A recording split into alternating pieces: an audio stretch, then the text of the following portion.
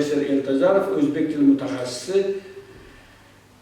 Sizlar bilan o'zbek tilida matn tuzish va nutqiy mashq bajarish degan mavzuda mashg'ulot olib boraman. Xorijda bizning ona tilimizni, o'zbek tilini o'rganayotgan hamma o'zbek tili shinavandalariga, o'zbek tilini ixlosmandlariga Samarqanddan salomlar yo'llab biz darsimizni boshlaymiz. Bugun demak o'zbek tilida yaxshi, chiroyli matn tuzishning yo'l yo'riqlari haqida sizlar bilan gaplashamiz va siz bu darsdan keyin o'zbek tilida fikrlash va o'zbek tilida fikrni ifoda etish ko'nikmalarini o'zingizga egallaysiz, olasiz degan umidamiz. Hammangizga ma'lum, bizning har qanday hayotiy vaziyatlarda eng ko'p qo'llanadigan narsamiz nutqiy harakatdir va nutqiy harakat matn bilan, og'zaki nutq matni va yozma matni bilan ifoda etiladi. Endi mana e'tibor bering. Textus degan latincha so'zdan olingan bu matn, u mato birikma degan ma'noni bildiradi va ma'lum moddiy tashuvchiga bog'langan inson fikri belgilarining umumiy izchil bir to'liq ketma-ket kelishi bu matnni tashkil qiladi deganlar. Mana bu yerda qarasangiz, o'sha tekst, ya'ni iplardan bir mato hosil qilish, xuddi tovushlardan, so'zlardan fikr va matn hosil qilishga o'xshash bo'lgani uchun mana bu rasmni ham ko'rsatgan.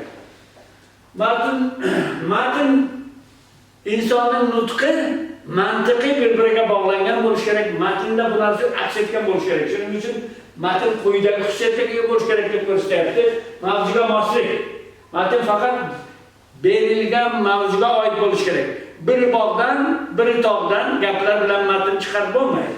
Undan keyin izchillik, fikrlar ketma-ket bir-biriga bog'langan holda oddiydan murakkabga qarab ifoda etilishi kerak. Undan keyin bog'liqlik, gaplar to'g'ri tuzilgan bo'lishi kerak, gap bo'laklari bir-biriga to'g'ri bog'langan bo'lishi kerak.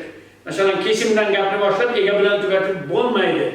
Undan keyin to'liq fikrni oxirigacha yetkaziladigan darajada matn tuzilishi kerak degan. Keyingi anaqaga o'tamiz. Matnning turlari qarang. Hikoya, rivoya, bu ham og'zaki ham yozma formatda beriladi. Voqea hodisani so'z bilan bayon qilib beramiz. Tafsir yoki tasvir, bu bironta narsani, predmetni yoki hayotiy holatni so'z bilan tasvirlab berish. Undan keyin muhokama bosqichi keladi. Muhokama esa biron narsa haqida fikr yuritamiz va uni fikrimizni dalillar bilan asoslashga harakat qilamiz. Mana bu bog'liq rasmlarga diqqat qiling. Bu yerda mana hikoya qilib beryapti, u yerda go'zal bog' va qushlar tasviri, u yerda esa ikki mullavachcha yoki ikkita madrasaning mudarrisi fikr almashyapti. Matn ma'lum bir tamoyillarga ko'ra tuziladi va bosqichma-bosqich amalga oshiriladigan jarayondir. Shuning uchun mavzuni avval tushunib olish kerak. Nima haqida gap ketyapti? Ikkinchisi, o'sha mavzuga moslab bir reja tuzish kerak. Reja hamisha kirish, ya'ni umumiy fikrlarning bayoni, tasavvurlarning bayoni va asosiy qism bu matnga oid, mavzuga oid fikrlaringizni bayon qiladigan asosiy qism va butun bayon qilinganlarni qisqa 4-5 jumlada xulosa chiqarish va ana bu miyada pishirib yetilgandan keyin matnni qog'ozga tushiramiz. Bu matnni yozish deydi. Undan keyingi bosqich esa matn tushunib bo'lgandan keyin uni muallifi biz, yozuvchisi ham biz, uni tekshiramiz. hammasi mantiqiymi, ketma-ketmi, boyagi anaqaga amal qilinganmi? Mantiqiy xato yo'qmi, fikriy xato yo'qmi, uslubiy xato yo'qmi? Va tahrirlaymiz shu xatolar bo'lsa, ustidan tahrirlab, to'g'ri, to'liq bir formatni yuzaga keltiramiz. Nutqiy mashqlar bilan biz o'zimizning nutqiy faoliyatimizni, fikrlash faoliyatimizni, fikrlarimizni ifodalash qobiliyatimizni rivojlantiramiz.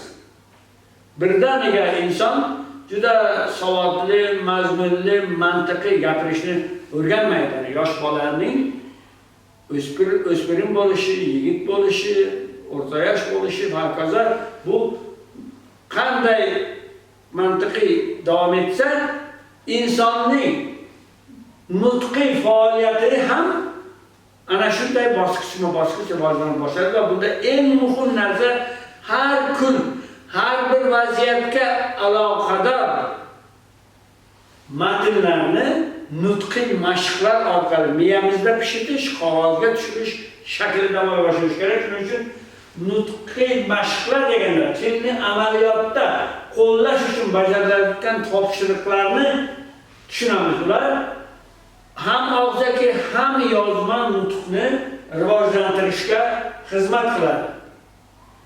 Nutqni rivojlantirish yo'nalishlarini qarab chiqamiz. Qarang bu yerda. Og'zaki mashqlar, undan keyingisi yozma mashqlar. Albatta, og'zaki mashqlar bizning ovozimiz va tovushimizning ohanglari bilan ifoda etiladi. İnson o'zining ona tilida bo'lsin yoki o'rganayotgan tilida bo'lsin, ovozini, talaffuzini aniq, ravshan va tilining fonetik qonunlariga ko'ra aytilishi kerak. Buning uchun albatta mashq qilishingiz kerak.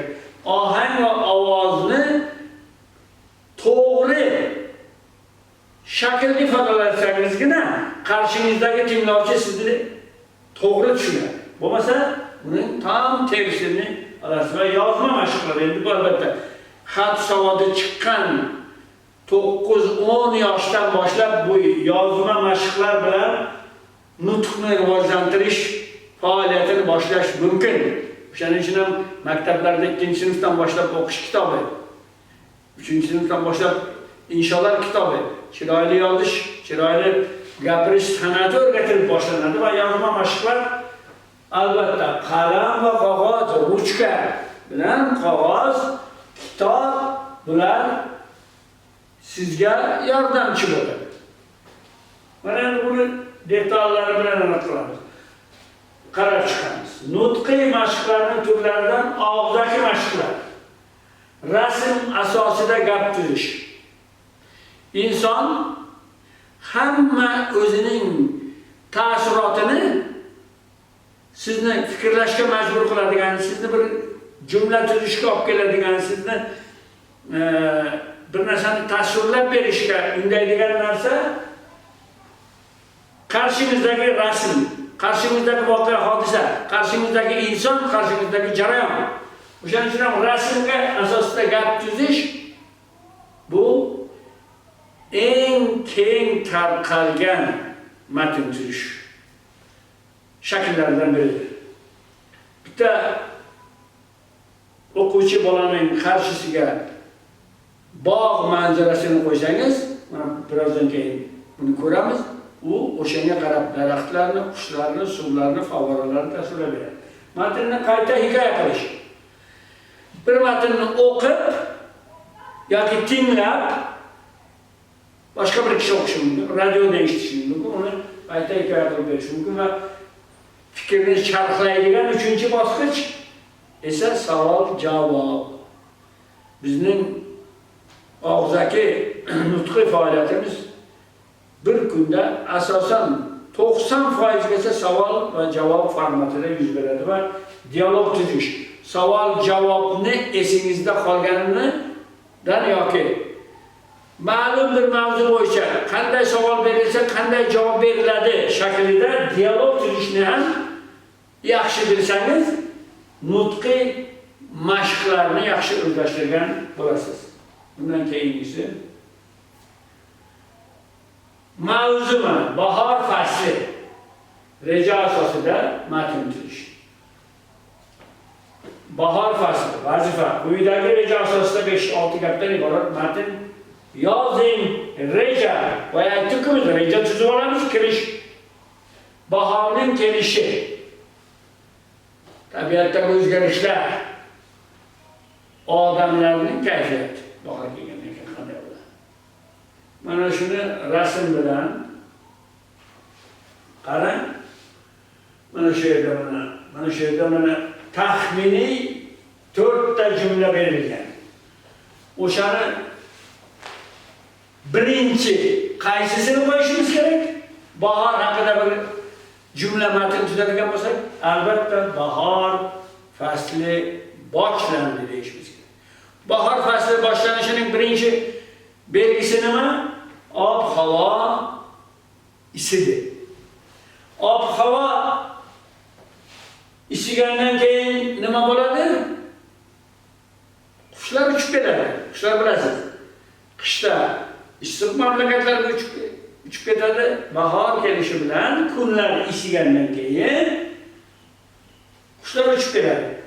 Qushlar uchib keladi va ayni paytda bahorda bizda nima bo'ladi? Daraxtlar gullaydi. Demak, mana bahor fasli boshlandi, ob-havo isidi, qushlar uchib keldi, daraxtlar gulladi deganda qarang, mantiq ham bir-biriga bog'langan 4 ta jumladan bitta matn tuzdik. Mantiqiy ishchillikni ta'minladik. Endi qarang, yana bittasi ma'nodosh, shakldosh so'zlarning tilimizda boyliklaridan biridir. Ana shuni o'z o'rnida ifodali qo'llash, bir-birini o'rniga qo'llash san'ati ham nutq tuzishda katta ahamiyatga ega. Qarang mana bu. So'z boyligi, sinonim topilgan. Fikrni yanada go'zalroq va boyroq ifodalash uchun quyidagi so'zlarga ma'nodoshlarini, sinonimlarini toping. Go'zal so'ziga eng yaqin ma'no, bilasiz, sinonimlar eng yaqindan uzoqlashib boradigan sinonimlar tizimiga, sinonimlar qatoniga ega. Go'zalga eng yaqin ma'no qaysi edi? Albatta chiroyli. Shoirona aytmoqchi bo'lsangiz, ko'rkam, yanada katta pafos bilan aytadigan bo'lsangiz, zebo. Shunaqa ashulalar bor-da, zebo, bunchalar zebo degan she'rlar jo'raydi. Ana shunaqa anaqadan katta so'ziga ham bir sinonim topishimiz kerak. Kattaga eng yaqini og'zaki so'zlashuvda qaysisi? Albatta mana birinchisi yirik. Uni yanada katta, ulkan deyishimiz katta. Tog'da katta toshlar bor, tog'da ulkan toshlar bor desangiz, bu yanada kattaligi. Endi shoirona bo'lsa, azim daryo, katta daryo demoqchi. Shoirona bir uslubda. Demak, mana shu yirik eng yaqini undan bu yog'iga ana boradi. Eng yaqini yirikdir. Tez harakatni juda holatini qanday bajarilganini bildiradi. Tez odamga nisbatan bo'lsa, tez odam, chaqqon odam. Bundan keyingi sinonimlari jadal, ildam bo'ladi va u ham gapning mavzusi yoki uslubi, badiiy uslub, oldagi so'zlashuv uslubi, ilmiy uslubga qarab o'zgaraveradi. Ana shuning uchun ham biz tilimizdagi sinonimlar qatorlarini yaxshi bilishimiz kerak. Har bir so'zning tilda sinonimlari bor. Ayniqsa o'zbek tili kabi tipik agglutinativ tilda so'zlar qatorining sinonimi bo'lmasligi mumkin emas. Zaten tilda sinonimlar bo'lmasaydi, amonimlar bo'lmasaydi, til bir yorliqlar magazinlardagi yarlichoq bor-ku, yorliqlar tizimiga aylanib qolardi deydi mashhur rus lingvisti Peshkovskiy. Endi qarang, suhbat, dialog tuzish. Dialog tuzish masalan mavzu, kitob o'qishning foydasi. Do'stingiz bilan ushbu mavzuda 4-5 qadar iborat qisqa ammo mazmunli suhbat, dialog tuzing. Maslahat, ya'ni sizni orientir beryapti-da, suhbatdoshning fikrini tinglash, unga mantiqan bog'langan javob qaytarish matn bog'liqligining asosidir. Savolga yarasha javob berish kerak. Savol ham mantiqiy bo'lishi kerak, javob ham unga mos va mantiqiy bo'lishi kerak.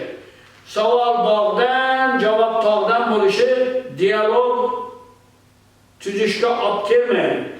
Davom etamiz. Tasavvur parvozi, matnni davom ettiring. Boshlanish. Bugun men ertalab juda erta uyg'ondim. Derazadan tashqariga qarasam, deb fikrlarni o'zingiz davom etkazing. Bugun men ertalab juda erta uyg'ondim. Derazadan tashqariga qarasam, nima bo'lyapti ekan? Yomg'ir yog'ayapti ekan.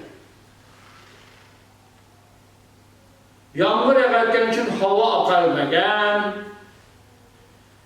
Qushlarning ovozi eshitilmaydi, faqat yomg'irning ovozi eshitiladi deb mana shu mantiq bilan davom etkarishingiz kerak. Va eng muhimi fikrlarning ishchilligini saqlab qolishingiz kerak. Hikoyani to'liq yakunlovchi yana 5-6 ta gap yaratib, yomg'ir yog'ayapti ekan, yomg'irning ovozi insonga xush yoqadi, momaqaldiroq gumburlayapti, qushlar sayramayapti, tong xira-xira oqarib kelyapti deb 5-6 ta gap tuzib, bu bir bahor tongi deb xulosa qilib, bu kichkina matnni tuzib qo'yishingiz kerak. Eng muhimi mukammal nutq va yuksak tafakkur bir-biri bilan bog'langan tushunchadir.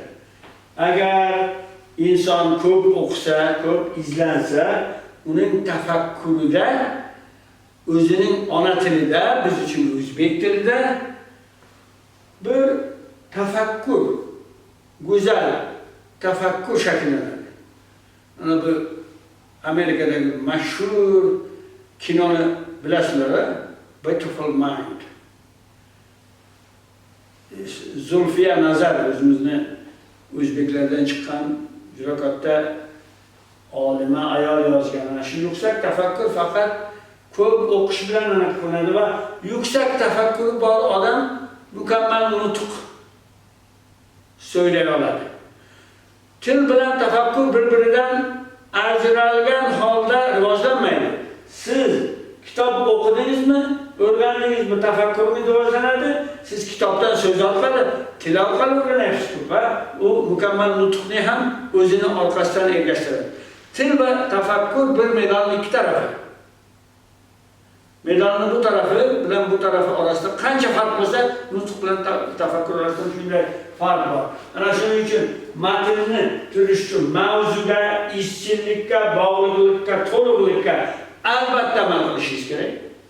Bundan tashqari, og'zaki va yozma mashg'ulotlar bilan o'zingizning nutqiy ko'nikmalaringizni, matn tuzish ko'nikmangizni va tajribangizni oshirib borishingiz kerak. Mana bu yerda pastda qarang, yaxshi bir gap yozilgan. Har bir mashq so'z sandig'ini boyituvchi va nutqni go'zal qiluvchi zaruratdir. Shuning uchun ham ingliz tilini o'rganasiz, o'zbek tilini ona tili darsligimi, rus tili darsidami, hammasida mashqlar bor. Ana shu mashqlarni hammasini ishlab chiqishingiz kerak. Hammasini, mana shu davlat tilida ish yuritish darsida ham har bir darsda uy vazifasi va mashqlar bor. Ana shuni jiddiy o'rganish kerak. Mashq bizning tafakkurimizni, nutqiy tafakkurimizni shakllantiradi va rivojlantiradi. Hozirgi paytda dunyoning turli mamlakatlarida o'zbek tili universitetlarida bo'lsin, boshqa til kurslarida bo'lsin, keng o'rganilayotgandan xabarimiz bor. Meni o'zim Yaponiyada, Germaniyada, Turkiyada va Janubiy Koreyada o'zbek tili darslarini berganman va u yerda o'zbek tili ixlosmandlarining ko'pligini bilaman. Biz sizni o'zbek tilini o'rganishga bo'lgan harakatlaringizni qo'llab-quvvatlash, sizga yordam berish, sizni o'zbek tilining boyliklari bilan, sir-sinoatlar bilan tanishtirish uchun qo'limizdan kelgan har qanday xizmatlarni qilishga tayyormiz va ishonamizki, bundan keyingi darslarimizda biz o'zbek tilini bir xorijlikning qanday oson bir o'rganib olishi uchun kerakli bo'lgan har qanday usullarni, mashqlarni, matnlarni va o'zbek tilining boshqa boyliklarini sizga bajonidil o'rgatamiz. Shuning uchun har doim biz bilan birga qoling.